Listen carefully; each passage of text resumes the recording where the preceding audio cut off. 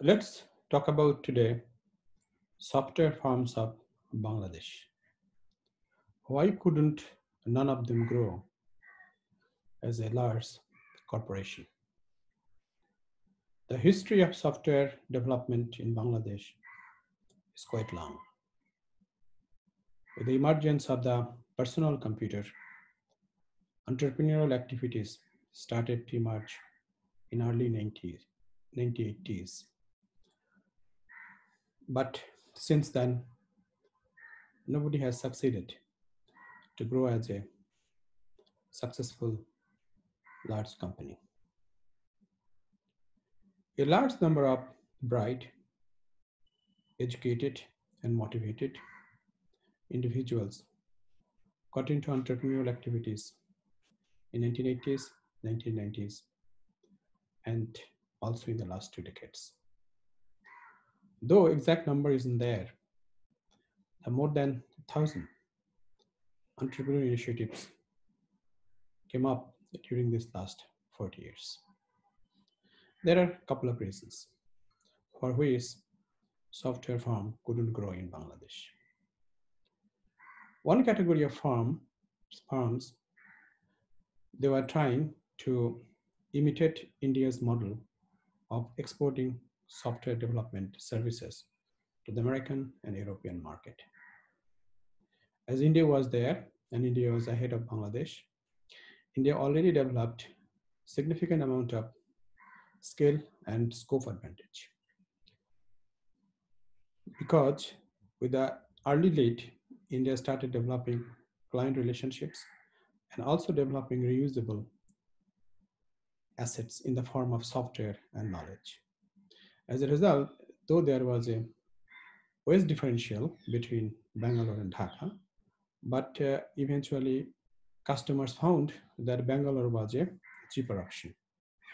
And as India is a very large country, so India was able to provide adequate human resources to scale up the industry to meet the growing demand of the customers.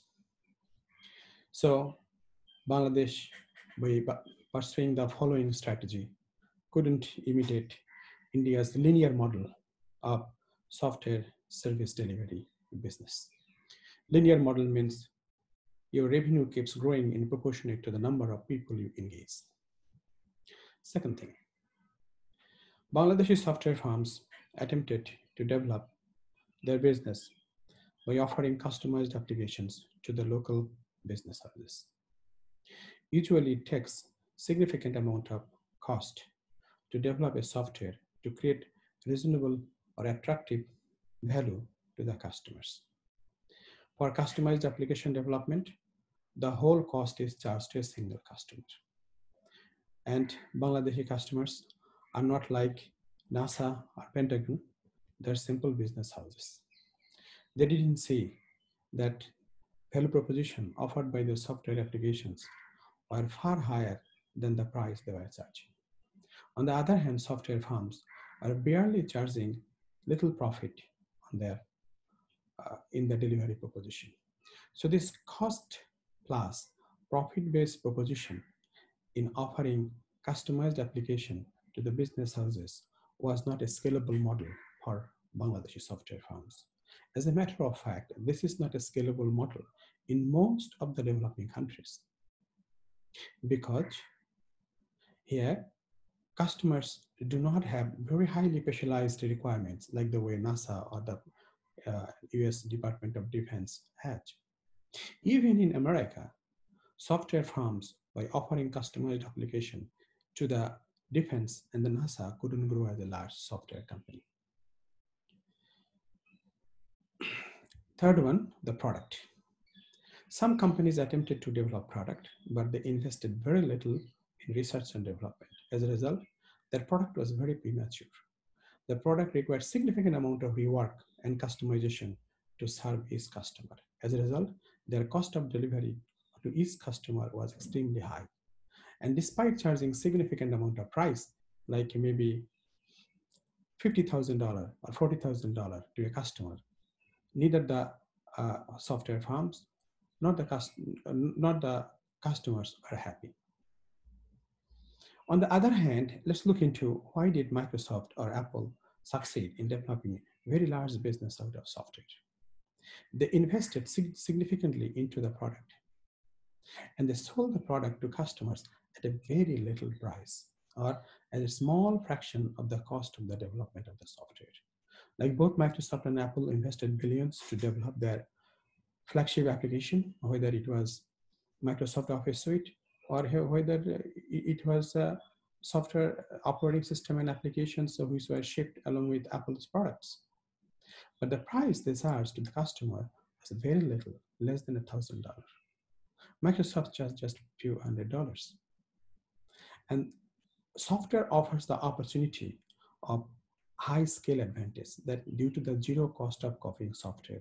That means you invest upfront in research and development to develop an application or the software in creating appeal among many customers so that these customers could be served just copying the software at basically zero cost. That means marginal cost is basically zero.